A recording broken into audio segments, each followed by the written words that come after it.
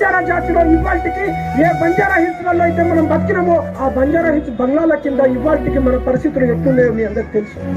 చాలా మంది ఆటోలు తోలుకుంటూ హైదరాబాద్ లో అడ్డాకులీలు కొనుక్కుంటూ దేవరకొండలో కడుపున పుట్టిన బిడ్డ నమ్ముకునే పేదరికం ఇవాళ మన జాతిలో ఎందుకు ఉన్నది, ఏమైతా ఉన్నది? ఏదైతే డాక్టర్ బాబాసాహెబ్ అంబేద్కర్ ఆ రోజు ఆలోచించి నా జాతులకు నేను రిజర్వేషన్ ఇస్తా ఉన్నా, నా జాతులకు నేను చదువుకోవాలని ఏ జాతి అయితే చీకట్లో ఉందో ఆ చీకట్లో ఉన్న జాతిని చైతన్యపరచడం కోసం ఈ చదువుకున్నటువంటి వాళ్ళు మళ్ళీ ఆ తండాలకు ఆ గ్రామాలకు వెళ్ళి నా జాతిని చైతన్యం చేస్తారనుకున్నా. కానీ మా ఉద్యోగులు ఆ పని చేస్తలేరు.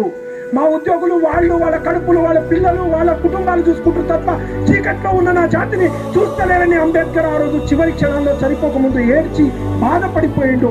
మళ్ళీ అదే సందర్భం ఇవాళ పునరావృతమైతా ఉన్నది.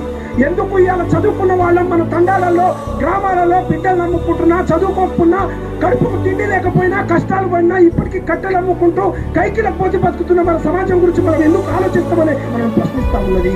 మనం ఆత్మవిమర్శ చేసుకోవాల్సినటువంటి సందర్భం